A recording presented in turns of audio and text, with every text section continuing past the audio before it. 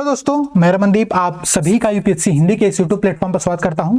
दोस्तों, UPSC mains 2022 की परीक्षा जो चल रही है उसका आज जो है जीएस 1 और जीएस 2 का पेपर था। जीएस 1 के पेपर को हमने इससे पहले देख लिया है। अभी आपके सामने यहाँ पर जीएस 2 का पेपर दिख रहा होगा। ठीक है, पेपर के एक बार हम सिंपल पैटर्न को समझते हैं, पेपर के सिलेबस को देखेंगे और उसके साथ ही साथ यहाँ पर जो प्रश्न पूछे गए, ठीक है, करंट अफेयर्स के कौन से प्रश्न थे, इंटरनेशनल रिलेशन के कौन से प्रश्न पूछे गए, ठीक है, सोशल जस्टिस, गवर्नेंस, कॉन्स्टिट्यूशन, ये पूरे सिलेबस से यहाँ पर कौन से प्रश्न पूछा गया है उसको एक बार देखने का प्रयास करेंगे। अगर दोस्तों ध्यान दीजिए आप लोग, तो सिलेबस के अंतर्गत, ठीक है, यहाँ पर जो आयोग के द्वारा सिलेबस डिफाइंड किया गया प्रॉपर, उस सिलेबस के अंतर्गत मुख्य तौर पे 5 प्रमुख हेडिंग शामिल होती है। ठीक है, अगर आप ध्यान दो तो गवर्नेंस यहाँ पर होता है, पॉलिटी होता है, इंटरनेशनल रिलेशन होता है, सोशल जस्टिस होता है और इसके अलावा यहाँ पर दूसरा क्या होता है आप लोगों का कॉन्स्टिट्यूशन, एक और टॉपिक यहाँ पर आप लोगों का शामिल रहता है। तो ये 5 प्रमुख हेडिंग इस सिलेबस के अंतर्गत यूपीएससी के द्वारा दी गई है। जनरली प्रश्न यहीं से आते हैं। प्रश्न सिर्फ और सिर्फ जीएस मतलब स्टैटिक पोर्शन के नहीं होते हैं, यहां पर प्रश्न करंट अफेयर्स को भी लिंक किया जाता है। अगर दोस्तों आप लोग इस पेपर के अंतर्गत ही देखोगे भी तो इस बार पॉलिटी के पेपर के अंतर्गत बहुत सारी करंट अफेयर्स के टॉपिक को लिंक करते हुए एक अच्छा खासा प्रश्न बनाने का प्रयास किया गया। प्रश्न का जो पैटर्न मैं कहूंगा, यहाँ पर प्रश्न का पैटर्न वही था, सिमिलर। ठीक है, 10-10 क्वेश्चन के 2 सेक्शन थे। पहले जो 10 प्रश्न थे दोस्तों वो आप लोगों के 150 शब्दों के प्रश्न थे, 10 नंबर का वहां पे अलॉटेड था आप लोगों को प्रति प्रश्न के अनुसार। और उसके बाद जो 10 प्रश्न थे प्रश्न संख्या 11 से लेकर के 20 तक, वो आप लोगों के 15 नंबर के थे और वहां पर आप लोगों को 250 शब्दों में अपने उत्तर को लिखना था। ध्यान दीजिएगा, अगर आप यहाँ पर कुछ निर्देश पढ़ेंगे पेपर के, तो यहाँ पर जो निर्देश दिया गया है वो निर्देश साफ साफ ये लिखा हुआ है, ठीक है, कि पेपर का पैटर्न कैसा होगा। इसके अनुसार यहाँ पर एक विशेष बात रहती है जो कि हर पेपर में दी जाती है कि जो भी पेज आप लोग खाली छोड़िए उस पेज को, ठीक है, पूर्णतः काट दीजिए। काटने के पश्चात उसको माना जाएगा, नहीं तो क्या होता है कि कॉपी चेकिंग में हो सकता है वहां पर कुछ गलती हो जाए। ठीक है, तो यहाँ पर साफ साफ लिखा गया है पेपर के निर्देश के अंतर्गत कि जो आपकी क्यूसीए होती है, ठीक है, क्वेश्चन कम आंसर जो बुकलेट होती है, उस बुकलेट को कोई भी अगर पेज खाली रहता है तो उसको पूरा काट देना चाहिए। अब देखिए हम लोग आते हैं प्रश्नों पर और प्रश्नों को देखने का प्रयास करेंगे। अगर यहां पर ध्यान दो दोस्तों आप लोग, तो इंटरनेशनल रिलेशन के 5 महत्वपूर्ण टॉपिक्स की मैंने आप लोगों को वीडियो बनाई थी। ठीक है, मैंने आप लोगों से कहा था कि यूपी पीसीएस देने वाले सभी दोस्त, ठीक है, चूंकि हम लोग यूपी पीसीएस मेंस को टारगेट कर रहे थे उस टाइम पर, तो मैंने आप लोगों से कहा था कि आप लोग इस पूरे 5 पॉइंट को देख करके आइएगा। और ध्यान दो दोस्तों, तो यूपीएससी ने उन 5 टॉपिक में से 3 टॉपिक पर यहाँ पर प्रश्न को पूछा हुआ है। ठीक है, तो मैं कहूंगा भाई हमारा जो गेस्ट था वो गेस्ट अच्छा निकला। ठीक है, हालांकि जो प्रश्न पूछे गए थे प्रश्न का लेवल वास्तव में बहुत अच्छा था और ये लगता है पेपर के पैटर्न को देख करके लगता है कि ये आईएएस बनने की परीक्षा के लिए पूछा जाने वाला प्रश्न है यहाँ पर। ठीक है, तो प्रश्नों के बारे में आप लोग देखिए, पहला प्रश्न क्या कह रहा है। पहला प्रश्न ही वास्तव में बहुत टफ दिया गया है। कह रहा है कि भारत में आधुनिक कानून की सर्वाधिक महत्वपूर्ण उपलब्धि सुप्रीम कोर्ट के द्वारा पर्यावरणीय समस्याओं का संविधानीकरण, अर्थात जितने भी पर्यावरणीय समस्याएं उत्पन्न होती हैं उनका संविधानीकरण करके सुप्रीम कोर्ट के द्वारा बहुत सारी यहां पर हेल्प की जाती है। ठीक है, इस प्रश्न में पूछा हुआ कह रहा है कि सुसंगत वाद विधियों की सहायता से, अर्थात जो सुप्रीम कोर्ट में जो केसेस चले हैं उन केसेस का हवाला देते हुए, उनके एग्जांपल्स देते हुए आप बताओ कि इस पूरे प्रश्न के अंतर्गत क्या क्या पॉइंट यहां पर आप लोग लिखोगे। ठीक है, ये प्रश्न पहला प्रश्न था। पहला प्रश्न अपने में एकदम बाउंसर प्रश्न था। ठीक है, मतलब पेपर के पैटर्न को आप देख के कहोगे कि हाँ भाई आयोग ने प्रश्न को पूछा है और सिविल सर्वेंट बनने के लिए आपको इस लेवल की तैयारी यहां पर करनी पड़ती है। एक बात और समझना, ऐसा नहीं कि ऐसे प्रश्नों को आप घर से तैयार करके जा सकते हो। ये प्रश्न आपको एग्जाम हॉल में ही लिखने पड़ेंगे और वो कब होगा, जब आप रेगुलर प्रैक्टिस करते रहोगे। अगर आपने रेगुलर प्रैक्टिस की है तो ऐसे प्रश्नों को आप टैकल कर सकते हो। ध्यान देना, मैं क्लियर बोल रहा हूं, ऐसे प्रश्नों का कोई एग्जैक्ट आंसर नहीं होता जिसको आप तैयार करके पहले से जाओ। ऐसे प्रश्नों को आपको एग्जाम में ही टैकल करना पड़ता है। ठीक है, इसके लिए आप लोगों को रेगुलर प्रैक्टिस करने की यहां पर आवश्यकता पड़ती है। देखिए अगला प्रश्न क्या कह रहा है दोस्तों, अगला प्रश्न यहां पर आप ध्यान दो तो कह रहे right of movement and residence. ठीक है, संपूर्ण क्षेत्र में निवास करने और विचरण करने का जो अधिकार है उसके संदर्भ में जो युक्ति निबंधन यहां पर लगाया गया है, वो जो अधिकार है वो असीम अधिकार नहीं, कोई फंडामेंटल राइट जो हमको मिला हुआ है वो असीम नहीं है, उस पर कुछ ना कुछ लिमिटेशंस होती हैं। उन लिमिटेशन की बात कर रहा है। ठीक है, तो कॉन्स्टिट्यूशन का पॉलिटी अगर आपने लक्ष्मीकांत की बुक को पढ़ा होगा तो वहां से एक बेसिक प्रश्न यहां पर दिया गया है कि भारत की संपूर्ण क्षेत्र में निवास करने अथवा विचरण करने का अधिकार तो आपके पास है, लेकिन उस संदर्भ में आपको यह अधिकार असीम नहीं है, यहां पर कुछ ना कुछ प्रतिबंध लगाए गए हैं, उस संदर्भ में आपको यहां पर टिप्पणी करनी है। ठीक है, अब अगला प्रश्न को देखो। अगला प्रश्न क्या कह रहा है कि आपकी राय में भारत में शक्ति के विकेंद्रीकरण ने जमीनी स्तर पर शासन प्रदेश को किस सीमा तक परिवर्तित किया। ठीक है, यहां पर क्या बात कर रहा है, शक्ति के विकेंद्रीकरण की बात की जा रही है। ठीक है, शक्ति के विकेंद्रीकरण जो कि एक बेसिक टॉपिक होता है उससे यहां पर प्रश्न दिया गया है और उन पूरे प्रश्नों को आप लोग देखो दोस्तों। ठीक है, अगर आपने बेसिक तौर पर एनसीईआरटी पढ़ी होगी पॉलिटी की या फिर बेसिक तौर पर आपने लक्ष्मीकांत की बुक को पढ़ा होगा तो ऐसे प्रश्न वहां पर आपको आसानी से मिल जाएंगे और ऐसे प्रश्नों को आप लोग अटेम्प्ट कर सकते हो। ठीक है, लेकिन आगे देखना, अब जैसा से आप आगे बढ़ोगे ना पेपर के अंतर्गत, पेपर के प्रश्न का जो लेवल होगा वो अपने में बढ़ता जाएगा। देखो करके राज्यसभा के सभापति के रूप में भारत के उपराष्ट्रपति की भूमिका पर टिप्पणी करना है, उनकी भूमिका की विवेचना करनी है। ठीक है, अब ध्यान देना दोस्तों यहां पर, तो भारत का जो उपराष्ट्रपति होता, अगर अभी आप हाल ही में ध्यान दो तो अभी हाल ही में उपराष्ट्रपति का यहाँ पर इलेक्शन हुआ था और श्री जगदीप धनखड़ जी को उपराष्ट्रपति बनाया गया था। तो उस संदर्भ में ऐसा लाजिम है कि यहाँ पर प्रश्न पूछा जाए, और प्रश्न है यहाँ पर कि उपराष्ट्रपति जो होते हैं वो राज्यसभा के सभापति के रूप में किस प्रकार से कार्य करते हैं, इस संदर्भ में यहाँ पे प्रश्न पूछा गया। ठीक है, अब और देखो दोस्तों, अगला प्रश्न जो यहाँ पर हमारा वो है राष्ट्रीय पिछड़ा वर्ग आयोग के सांविधिक निकाय से संवैधानिक निकाय में रूपांतरण को ध्यान में रखते हुए इसकी भूमिका की विवेचना करनी है।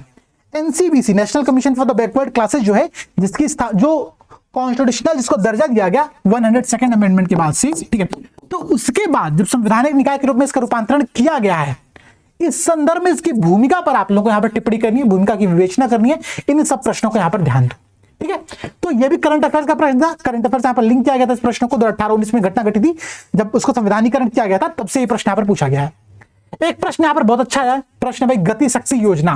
ठीक है, तो अगर आपने करंट अफेयर्स पढ़ा होगा पिछले 1 वर्षों का, तो गति शक्ति स्कीम के संदर्भ में आपको यहाँ पर टॉपिक जरूर देखने को मिला होगा, और आप में से बहुत से लोगों ने गति शक्ति स्कीम को पढ़ा होगा।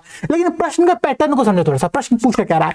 प्रश्न बेहद सिंपल था, ये नहीं पूछा कि गति शक्ति योजना होती क्या है और इसके संदर्भ में जो प्रावधान किए गए उनको आप बताइए। प्रश्न वो नहीं है, प्रश्न यहाँ पर घुमा करके पूछा गया। गति शक्ति योजना की संयोजकता के लक्ष्य को प्राप्त करने के लिए सरकार और निजी क्षेत्र के मध्य सतर्क समन्वय की आवश्यकता है। ठीक है, जो सरकार है, जो प्राइवेट सेक्टर से, इन दोनों के मध्य में हम लोगों को एक प्रकार का अच्छी अंडरस्टैंडिंग होनी चाहिए, एक कम्युनिकेशन होना चाहिए, और उस कम्युनिकेशन के आधार पर क्या कर सकते हैं हम लोग, गति शक्ति योजना को साकार कर सकते हैं। ठीक है, तो यहां पर सिंपल स्कीम के प्रावधान नहीं पूछे गए हैं। जनरली हम लोग करंट अफेयर्स पढ़ते तो हम लोग क्या पढ़ते हैं, हम पढ़ते हैं हाँ गति शक्ति स्कीम ये है और भारत के इंफ्रास्ट्रक्चर को डेवलप करने के लिए इस स्कीम को हम आगे प्रमोट कर रहे हैं। लेकिन यहां पर जो प्रश्न पूछा गया वो प्रश्न का लेवल आप देखो। ठीक है, प्रश्न के पैटर्न को समझो। इसीलिए मैं आप लोगों से बार बार कहता हूं कि अगर आप लोगों को प्रीलिम्स देना है, अगर आप लोगों को मेंस परीक्षा देना चाह रहे हो, तो मेंस परीक्षा देने के पूरे प्रोसेस के अंतर्गत अगर आप शामिल होना चाहते हो तो आपको ऐसे प्रश्नों को टैकल करने की आदत डालनी पड़ेगी। ठीक है, ऐसे प्रश्नों को अटेम्प्ट करने का प्रयास करना पड़ेगा, और उसके लिए सिर्फ और सिर्फ यहाँ पर रेगुलर प्रैक्टिस आपके पास ऑप्शन है। अगला प्रश्न दिव्यांगता के संदर्भ में कह रहा है कि जो दिव्यांग अधिकार अधिनियम 2016 है, ठीक है, वो सिर्फ एक विधिक दस्तावेज बनकर न रह जाए। इस संदर्भ में जो सरकारी पदाधिकारी हैं और जो वहां के लोग हैं, जो हमारे देश के नागरिक हैं, उनको गहन संवेदनशीलता की यहाँ पर आवश्यकता है। इस संदर्भ में यहाँ पर आप लोगों को क्या करना है, टिप्पणी कर रहे हैं। तो भैया बता भाई सरकारी पदाधिकारियों के अंतर्गत जो संवेदनशीलता की आवश्यकता है वो क्यों है, कैसे है, और सिमिलरली जो नागरिक यहाँ पर भूमिका है भारत के नागरिकों की, उसकी भूमिका पर भी यहाँ पर आप लोगों को टिप्पणी करना है। ठीक है, अब देखो अगला जो है पहले स्कीम के अंतर्गत है प्रत्यक्ष लाभ अंतरण योजना के माध्यम से सरकारी प्रदेश व्यवस्था में सुधार। अच्छा एक बात और समझना, अब मैं आपको एक बात क्लियर समझाना चाह रहा हूं। हिंदी मीडियम के स्टूडेंट क्या कहते हैं कि हमको अंग्रेजी समझ में नहीं आती इसलिए हम लोग हिंदी में एग्जाम दे। अब देखो यहाँ पर एक बात समझना, अब यहाँ पर लिखा सरकारी प्रदेश, अब समझो इसका अर्थ क्या होता है, समझते रहो इसका अर्थ आप लोग क्या होता है, और जो समझता रह गया वो फिर कुछ नहीं हो पाएगा यहाँ पर। तो ऐसे प्रश्नों को अटेम्प्ट करने के लिए देखो हम लोग आयोग को एकदम चेंज तो कर नहीं सकते। अगर आप ध्यान दो रिसेंट में उत्तर प्रदेश लोक सेवा आयोग जो अभ्यर्थी थे, जो मेंस परीक्षा देने वाले थे, वो बहुत लंबे समय से प्रदर्शन कर रहे थे। लोग कह रहे थे भाई हमारी मांग को सुना जाए, और कुछ उनके साथ समस्याएं थी। 2021 के मेंस की रिजल्ट अभी तक नहीं आया है। ठीक है, आयोग ने मतलब हाईकोर्ट ने रोक लगा दिया था। तो अब आयोग अभ्यर्थियों के हित में सोचता नहीं है। यहां पर भी आपको अपने संदर्भ में फैसला लेना। अगर आपको पेपर देना है तो आपका जो पैटर्न आपके सामने बना हुआ है उस पैटर्न के अंतर्गत ही आपको सफल होना पड़ेगा। यहां पर ऐसे हिंदी प्रश्न अगर आते हैं, इतने हिंदी आती है अगर, तो आपको अंग्रेजी के प्रश्नों को रीड करना पड़ेगा, समझना पड़ेगा कि हाँ भाई प्रश्न की वास्तव में डिमांड क्या है, क्योंकि सरकारी प्रदेश तो फिर आप समझते रह जाएगा क्या होगा यहाँ पर। ठीक है, तो कह रहे reforming the government delivery system through the direct benefit transfer scheme is a progressive step but it has its limitations to comment. यहां पर ये प्रश्न पूछा हुआ है कि जो प्रत्यक्ष लाभ अंतरण योजना है वो एक अच्छा कदम है, लेकिन इसकी भी कुछ सीमाएं हैं। वो सीमाएं क्या है, यहां पर ये प्रश्न आप लोगों को बताना है। ठीक है, अब देखो आप ये वही प्रश्न है इंटरनेशनलाइजेशन का, जिसको मैंने आप लोगों से कहा था कि ऐसे प्रश्न की संभावना बहुत ज्यादा है। 5 टॉपिक मैंने आप लोगों को बताए थे। उस टॉपिक के अंतर्गत मैंने आपको एक I2U2 का भी टॉपिक बताया हुआ था। I2U2 पर भी यहाँ पे प्रश्न पूछा गया है। अब हम उस प्रश्न को भी यहाँ पर देखेंगे कि भारत श्रीलंका का जो बरसों पुराना मित्र है, पूर्ववर्ती कथन के आलोक में श्रीलंका के वर्तमान संकट में भारत की भूमिका की विवेचना कीजिए। ठीक है, 150 शब्दों का ये प्रश्न है, और ये प्रश्न को मैंने मीन्स मैराथन के अंतर्गत डिस्कस किया था, जो फ्री हमारी आंसर राइटिंग की सीरीज चलती है, वहां पर हमने इस प्रश्न को देखा हुआ था, तो आप लोग वहां पर देख सकते हो। फिर कह रहे कि आपके विचार में क्या बिम्स्टेक, अगला प्रश्न है कि आपके विचार में क्या बिम्स्टेक, ठीक है, सार्क की तरह एक समानांतर संगठन है, इन दोनों के बीच क्या समानताएं और असमानताएं हैं इस नए संगठन के बनाए जाने से, भारतीय विदेश नीति के उद्देश्य कैसे प्राप्त हुए, ये प्रश्न यहाँ पर पूछा गया है।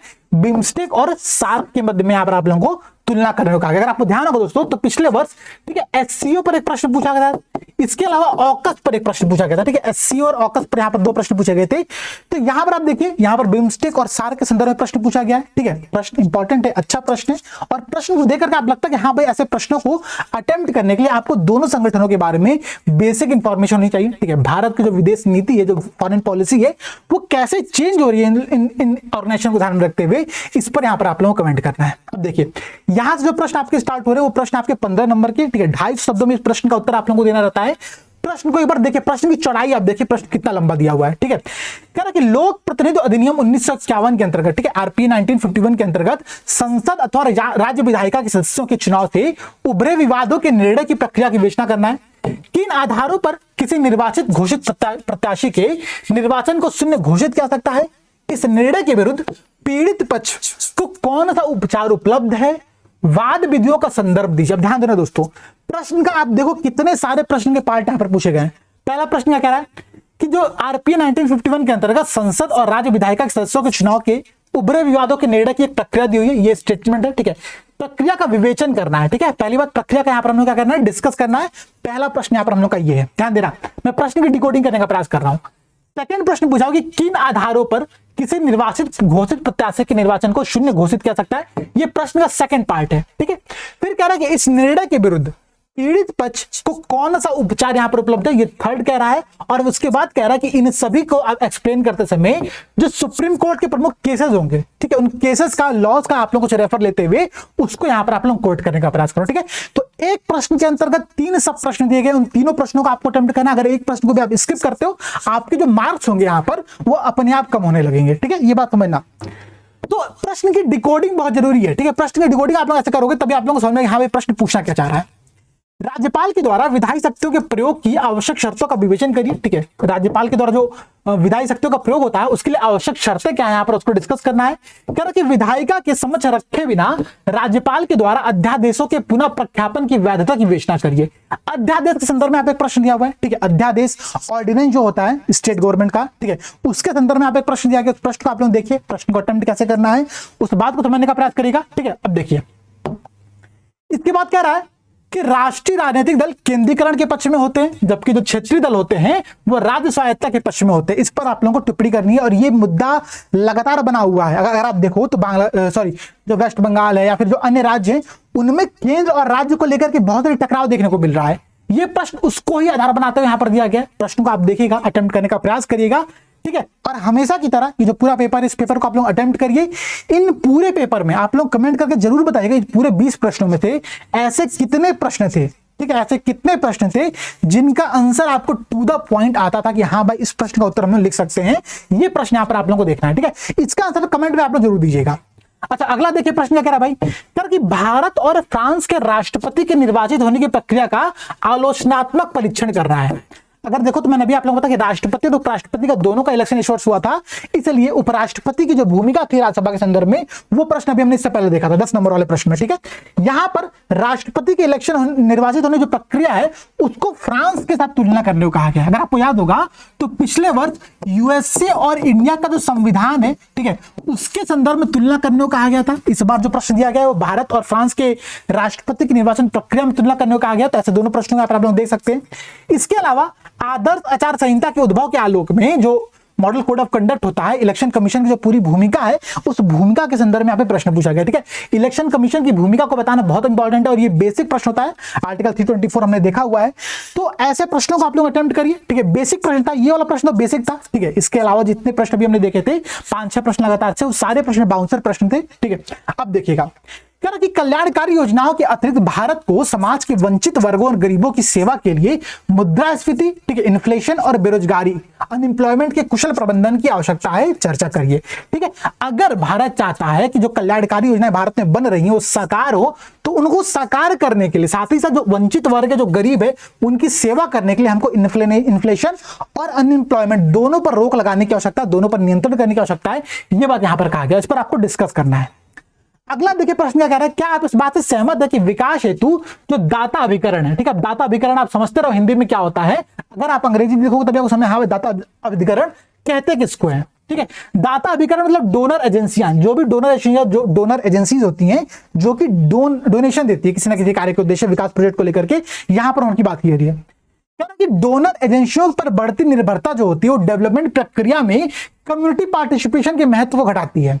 भाई कम्युनिटी पार्टिसिपेशन से क्या होता है ना कि हम लोगों को जोड़ते हुए लोगों के साथ मिलकर के किसी डेवलपमेंट प्रोजेक्ट पे कार्य कर रहे होते हैं, लेकिन जब जब यहां पर आपकी ये डोनर एजेंसियां शामिल हो जाती हैं तो वो एक मुश्त में बड़ा अमाउंट देती है, तो कम्युनिटी जो होती है ना, कम्युनिटी का पार्टिसिपेशन नहीं हो पाता है, और इस समस्या को ध्यान में रखते हुए यहां पर ये प्रश्न पूछा गया है, ठीक है। अब देखना इसके अलावा 3 प्रश्न और है, तीनों प्रश्नों को देखें, तीनों प्रश्न अच्छे हैं। यहां पर तो ये वही प्रश्न करंट अफेयर्स का, IT यूट्यूब, भारत, इजराइल, संयुक्त अरब अमीरात और यूएसए सम्मोहन वैश्विक राजनीति में भारत की स्थिति को किस प्रकार रूपांतरित करेगा, ये प्रश्न यहाँ पर पूछा हुआ है। इस प्रश्न को हमने मेंस मैराथन के इंपॉर्टेंट सेक्शन के अंदर देखा हुआ था, ठीक है। आप में से जिसने रीड किया होगा उसको आइडिया होगा इस बात के संदर्भ में। अब देखिए स्कूली शिक्षा के महत्व के बारे में जागरूकता उत्पन्न किए बिना बच्चों को शिक्षा में प्रेरणा आधारित पद्धति के संवर्धन के लिए निःशुल्क और अनिवार्य बाल शिक्षा का अधिकार अधिनियम 2009 जो है वो अपर्याप्त है, विश्लेषण करना है। कह रहा है कि राइट टू एजुकेशन के लिए जो 2009 का अधिनियम बनाया गया था, ठीक है, वो स्कूली शिक्षा के महत्व के बारे में जागरूकता उत्पन्न किए बिना, ठीक है, अगर आप जागरूकता उत्पन्न नहीं करते हो तब, और बच्चों की शिक्षा में प्रेरणा आधारित पद्धति के संवर्धन में निःशुल्क और अनिवार्य बाल शिक्षा का जो अधिकार है वो अपर्याप्त साबित होगा। यहां पर यह प्रश्न दिया गया है। अब ऐसे प्रश्नों को आपको समझने में टाइम लगेगा। प्रश्न पूछना क्या चाह रहा है ना, ये समझना बहुत टफ कार्य है यहां पर, तो प्रश्नों को समझो, ठीक है, प्रश्नों का अटेम्प्ट करो। मैं तो ये कहूंगा भाई जो भी आप में से जो भी 2023, 2024, 2025 में एग्जाम देने वाला है, अगर आप इस वीडियो को यहां तक देख रहे हो इसका मतलब ये है कि आप सीरियस कैंडिडेट हो, ठीक है। अगर आप सीरियस हो, आप इन पूरे 20 के 20 प्रश्नों को लिखने का प्रयास करना, ठीक है, अटेम्प्ट करने का प्रयास करना, सोचना भाई कि मेरे दिमाग में क्या ख्याल आ रहा है जिसको हम यहाँ पर लिख सकते हैं। भले आपको हो सकता है कि पूरे प्रश्न आपको सिर्फ 2 लाइन ही ध्यान में आए, लेकिन लिखो और उसको सबमिट करो। उससे फायदा क्या होगा ना कि आपको लगे कि हाँ भाई मेरी जो भी अंडरस्टैंडिंग है वो कहां पर है। अगर ऐसा प्रश्न डायरेक्टली मुझे अटेम्प्ट करने को मिल जाए तो मैं किस लेवल पे रहूंगा, ये आपको एनालिसिस करने की यहां पर आवश्यकता है। अगला प्रश्न कह रहा है कि स्वच्छ ऊर्जा आज की जरूरत है और भू राजनीति के संदर्भ में विभिन्न अंतर्राष्ट्रीय मंचों में जलवायु परिवर्तन की दिशा में भारत की बदलती नीति का संक्षिप्त यहाँ पर वर्णन करना था। मैं बताऊंगी भाई COP26 में भारत का जो पंचामृत का टारगेट है, ठीक है, भारत जो खाड़ी देशों के संबंध बनाने की स्थापित करने का प्रयास कर रहा है, उन सब बातों को कोट करते हुए अपनी बातों को यहाँ पर लिखो और इस पूरे 20 प्रश्नों को देखना, ठीक है। पूरा पेपर आप लोगों को कैसा लगा, ठीक है, प्रश्न का लेवल कैसा था, आप लोग समझने का प्रयास करना। और इन 20 प्रश्नों में से, ठीक है, 2-3 जो इंपॉर्टेंट प्रश्न होंगे आप लोग कमेंट करके बता देना कि इन पूरे 20 प्रश्नों में थी किन प्रश्नों का डिस्कस किया जाए यूपी पीसीएस मेन से पहले, ठीक है। यूपी पीसीएस मेन 26 तारीख से स्टार्ट हो रहा है अभी तक के शेड्यूल के अनुसार, ठीक है। आयोग ने साफ साफ कह दिया कि आज एडमिट कार्ड जारी हो जाएगा।